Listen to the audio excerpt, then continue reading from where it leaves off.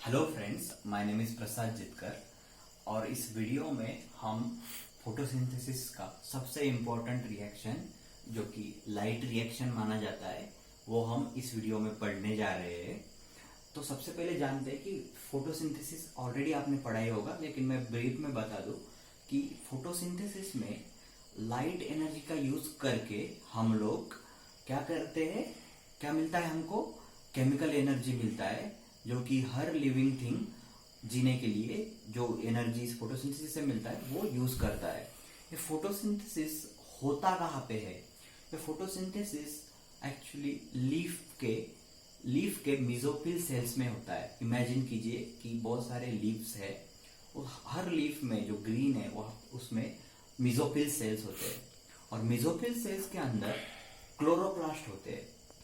Chloroplast का structure आपने already पढ़ा है। तो क्लोरोप्लास्ट का स्ट्रक्चर कुछ मान लो कि ऐसा दिखता है। ये मैंने ब्रीफ में समझाने के लिए सिर्फ यहाँ पे स्ट्रक्चर निकाला है। तो ये जो क्लोरोप्लास्ट है इसमें दो इंपॉर्टेंट चीजें रहती है। First is ग्राना। तो ये ऐसे कॉइन के तरह एक के एक ऊपर जैसे स्टैक्स ऑफ कॉइन की तरह जो रखा हुआ है, तो इसको हम बोलते हैं ग्राना। एंड देन जो ये साइड वाला फ्लूइड रहता है वो उसको बोलते हैं, फ्लूइड पोर्शन को हम बोलते हैं स्ट्रोमा। और ये जो दोनों को कनेक्ट करता है वो रहता है इंटरग्रेना लैमेली। अभी अगर हम ये एक कॉइन को निकालेंगे और इसको अगर जूम करके माइक्रोस्कोप के अंदर देखेंगे तो ये स्ट्रक्चर को, इस सिंगल स्ट्रक्चर को थाइलेकॉइड बोलते हैं। तो थाइलेकॉइड कुछ ऐसे दिखेगा। तो ये एक्चुअली दो लिपिड बायलेयर का बना होता है। बायलेयर मतलब दो लेयर, तो inner layer and outer layer का बना होता है। तो हम अभी ये जानेंगे कि ये जो लाइट रिएक्शन है इसका साइट क्या है, ये कहाँ पे होता है। मान लो कि एक बड़ा सा मतलब पेड़ का लीफ है। लीफ के अंदर मेसोफिल सेल्स है। मेसोफिल सेल्स के अंदर ये क्लोरोप्लास्ट है। क्लोरोप्लास्ट के अंदर ये जो ग्राना है। तो ग्राना के ये जो थाइलेकॉइड है इंडिविजुअल, इसके इनर मेम्ब्रेन पे जो अपना लाइट रिएक्शन है वो होता है। तो हम अभी डिटेल में जानेंगे कि ये रिएक्शन होता कैसे है और इसके क्या क्या प्रोसेस है। ये हम आने वाले वीडियो के पार्ट में डिटेल में जानेंगे। लेकिन मैं इतना बता दूं कि जो फोटोसिंथेसिस है इससे हमको दो बहुत ज्यादा इंपॉर्टेंट चीजें मिलती है और they are very important for all the living beings. First one is energy मिलती है एंड सेकेंड वन जो हमको मिलता है ऑक्सीजन। तो हम इस आने वाले वीडियो के पार्ट में देखेंगे कि वो क्या क्या मिलता है और कैसे ऑक्सीजन और एनर्जी इस प्रोसेसेस में मिलती है। तो हम देखेंगे अगला पार्ट। हमने जैसे देखा कि हम लोग इस वीडियो में लाइट रिएक्शन पढ़ने जा रहे हैं। तो फोटोसिंथेसिस के दो इंपॉर्टेंट प्रोसेस है। एक है light dependent reaction which is also called as light reaction और कॉल्ड एज फोटोफॉस्फोराइलेशन। तो फोटोफॉस्फोराइलेशन का मतलब क्या होता है कि photo means light, light energy का यूज करके हमको मिलने वाला है ATP from ADP and IP. तो एटीपी मतलब एडेनोसिन ट्राइफॉस्फेट। तो लाइट एनर्जी का यूज करके हमको एटीपी, एडेनोसिन ट्राइफॉस्फेट मिलेगा। इसीलिए यह प्रोसेस को फोटोफॉस्फोराइलेशन कहते हैं, जहां पे सिंथेसिस ऑफ एटीपी होगा। अभी जो सेकेंड रिएक्शन है फोटोसिंथेसिस का, डेट इज डार्क रिएक्शन। तो हम एक वीडियो में अभी हम जो लाइट रिएक्शन का जो पार्ट है, लाइट रिएक्शन डिस्कस करेंगे। तो लाइट रिएक्शन अभी दो पार्ट में डिवाइडेड है। एक होता है नॉन साइक्लिक फोटोफॉस्फोराइलेशन और दूसरा होता है साइक्लिक फोटोफॉस्फोराइलेशन। अभी हम आने वाले पार्ट में जानेंगे कि इसको नॉन साइक्लिक फोटोफॉस्फोराइलेशन क्यों बोलते हैं। So the first we will start with the non cyclic photophosphorylation. अभी हमने पढ़ा है कि जो लाइट फोटोसिस्टम हमने ऑलरेडी पढ़ा है। तो फोटोसिस्टम में क्या होता है, क्लोरोफिल ए जो बहुत ही अबेंडेंट है वो रिएक्शन का सेंटर रहता है। वो हर फोटोसिस्टम के बीच में रहता है और उसके साइड में जो लाइट हार्वेस्टिंग कॉम्प्लेक्स LHC जिसको बोलते हैं तो वो रहता है। तो अभी इस लाइट हार्वेस्टिंग कॉम्प्लेक्स का काम क्या है? लाइट हार्वेस्टिंग कॉम्प्लेक्स में क्या क्या रहता है? उसमें क्लोरोफिल भी, xanthophyll, कैरोटीनॉइड और बहुत सारे पिगमेंट्स रहते हैं। तो जिसको राइट हार्वेस्टिंग कॉम्प्लेक्स भी बोलते हैं, क्योंकि वो एनर्जी लेके सन से जो एनर्जी मिलती है वो ट्रैप करते हैं और वो क्लोरोफिल ए को पास करते हैं, इसलिए इसको रिएक्शन सेंटर कहा जाता है। हाँ। तो ये एनर्जी जो ट्रैप करता है, इसलिए इसको लाइट हार्वेस्टिंग कॉम्प्लेक्स कहते हैं। अभी फोटोसिस्टम 2 में जो लाइट एनर्जी ट्रैप होती है वो उसका वेवलेंथ होता है around 680 nanometre. That's why it is called as P680। और इस जो फोटोसिस्टम यहाँ पे यूज होता है वो PS2। तो जो नॉन साइक्लिक फोटोफॉस्फोराइलेशन का जो स्टार्ट होता है वो PS2 से होता है। अभी देखो बहुत ही सिंपल प्रोसेस है, ज्यादा कॉम्प्लिकेट नहीं करने की कोशिश करेंगे। तो क्या होता है, यहाँ पे जब लाइट एनर्जी इस पे पड़ती है तो इस पे एनर्जाइज हो जाता है। एनर्जाइज होता है तो क्या होगा, ये एक्साइट हो जाएगा।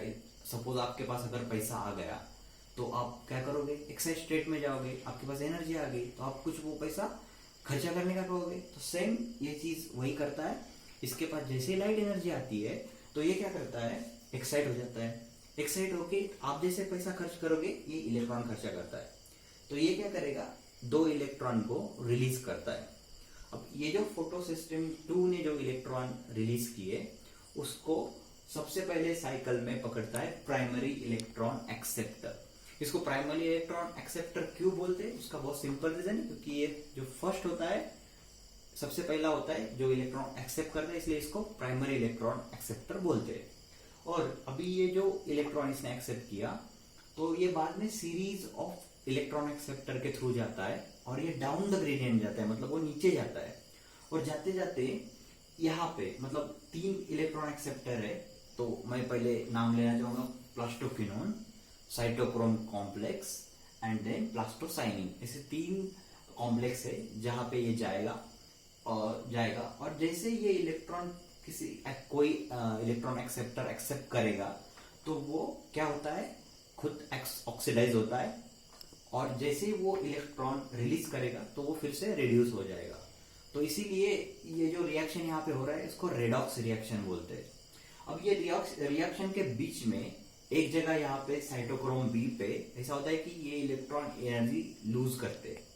और जो इलेक्ट्रॉन ने एनर्जी लूज किया है वो एडीपी और आईपी, एडीपी मतलब एडेनोसिन डाइफॉस्फेट और आईपी मतलब एक इनऑर्गेनिक फॉस्फेट का मॉलिक्यूल। तो ये लाइट एनर्जी को यूज करके ये जो एडीपी और आईपी मिलके एडेनोसिन डाइफॉस्फेट बनाते हैं। मतलब ये डाइफॉस्फेट है और ये एक फॉस्फेट मिला के 3 फॉस्फेट हो गए, तो adenosine triphosphate which is nothing but the ATP. That is why it is called as photophosphorylation. So हमने लाइट एनर्जी का यूज किया है क्या बनाने के लिए, एटीपी बनाने के लिए, यूजिंग एडीपी एंड आईपी।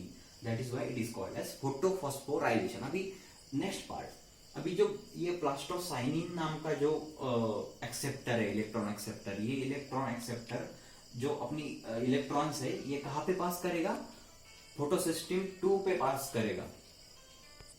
तो ये जो प्लास्टोसाइनिन है ये इलेक्ट्रॉन फोटोसिस्टम फर्स्ट को ट्रांसफर करेगा। अब ये जो इलेक्ट्रॉन फोटोसिस्टम फर्स्ट में जाएगा तो यहाँ पे भी लाइट एनर्जी इंसिडेंट होगी अगेन। इसके पास भी अभी लाइट एनर्जी आ गई और इलेक्ट्रॉन भी आ गया। तो अब ये भी वैसा एक्साइटेड स्टेट में जाएंगे। एक्साइटेड स्टेट में जाएंगे तो अगेन ये क्या करेंगे, जैसे आप लोग पैसा खर्चा करोगे ये इलेक्ट्रॉन खर्चा करेगा और ये अगेन कोई प्राइमरी इलेक्ट्रॉन एक्सेप्टर उसको एक्सेप्ट करेगा। ये है फोटोसिस्टम फर्स्ट, इसको फोटोसिस्टम फर्स्ट बोलते हैं। तो यहाँ पे भी सेम ही है कि रिएक्शन सेंटर क्लोरोफिल ए है और जो लाइट हार्वेस्टिंग कॉम्प्लेक्स है वो भी chlorophyll B, carotenoid and all वो सेम है। लेकिन फोटोसिस्टम फर्स्ट में जो P700 मतलब 700 नैनोमीटर का लाइट यहाँ पे ये लोग क्या करते हैं, ये फोटोसिस्टम फर्स्ट क्या करता है, 700 नैनोमीटर का लाइट एब्जॉर्ब करता है, इसीलिए इसको फोटोसिस्टम फर्स्ट और P700 बोलते हैं, राइट। तो अब क्या होगा, ये एक्साइट हो गया, इसने इलेक्ट्रॉन दे दिए, अगेन यहाँ पे ये एक्सेप्ट करेगा तो ऑक्सीडाइज हो जाएगा और ये इलेक्ट्रॉन अगेन रिलीज करेगा प्राइमरी इलेक्ट्रॉन एक्सेप्टर। तो वो इलेक्ट्रॉन नेक्स्ट इसको जाएंगे जिसको बोलते हैं फेरिडोक्सिन। अब क्या होता है, यहाँ पे बहुत इंपॉर्टेंट चीज हम डिस्कस करने वाले हैं कि ये जो फेरिडॉक्सिन है, तो ये फेरिडॉक्सिन ये इलेक्ट्रॉन्स NADP को देते हैं। अब NADP का आगे क्या होगा वो हम लोग देखेंगे। तो उससे पहले हम एक बहुत इंपॉर्टेंट चीज डिस्कस करने वाले हैं, फोटोलिसिस ऑफ वाटर। अभी यहाँ पे अगर हमने देखा जाए कि ये फोटोसिस्टम 2 इलेक्ट्रॉन दे रहा है, लेकिन ये जो इलेक्ट्रॉन की कमी है, तो ये इसको फिर से कहां से मिलेगा इलेक्ट्रॉन? एक बार तो इसने दे दिया, तो there should be some cycle, right? So अभी हम लोग पहले फोटोसिंथेसिस ऑफ वाटर डिस्कस करेंगे, तो हमको पता चलेगा कि ये जो इसने इलेक्ट्रॉन दिया है, तो इसके पास ये वापस कहां से आएगा। तो सबसे पहले क्या होता है कि जो लाइट है वो वाटर मॉलिक्यूल पे पड़ता है, और उसके बाद जो पढ़ने के बाद इसका लिसिस होता है। Photo means light, lysis means breakdown. तो वाटर का ब्रेकडाउन होता है इस प्रोसेस में, और ये जो लाइट एनर्जी की वजह से ब्रेकडाउन होके 2 इलेक्ट्रॉन, 2 हाइड्रोजन और नेसेंट ऑक्सीजन देता है। ये ऑक्सीजन मतलब nothing, this oxygen is nothing but the oxygen which we get from the plants. So this is the nascent oxygen. इसका बाद में कोई और ऑक्सीजन मॉलिक्यूल के साथ ये कॉम्बाइन करेगा और इसका O2 ये रिलीज होगा।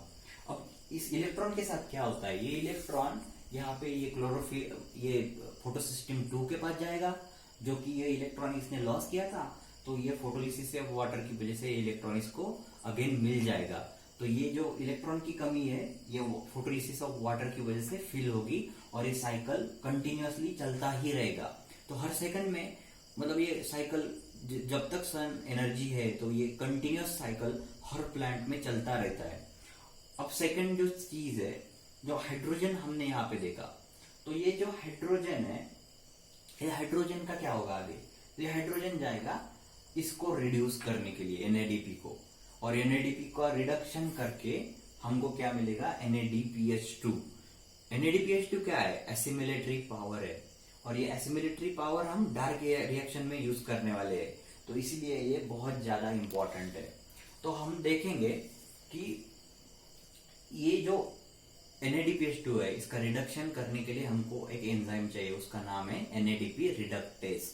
अब ये जो NADP रिडक्टेज नाम का एंजाइम है, ये थाइलेकॉइड के आउटर में, सपोज ये थाइलेकॉइड है, this is outer membrane of thylakoid, inner membrane of thylakoid. तो आउटर मेम्ब्रेन पे ये NADP रिडक्टेज प्रेजेंट रहता है, और ये जो रिएक्शन होता है, ये formation of NADPH2 from this NADP and hydrogen, तो ये आउटर मेम्ब्रेन पे होता है। और उसके बाद जो NADPH2 है, ये क्लोरोप्लास्ट का जो हमने स्ट्रक्चर देखा, उसके स्ट्रोमा में वो रिलीज करता है, और जहां पे वो एज एसिमिलेटरी पावर वर्क होता है।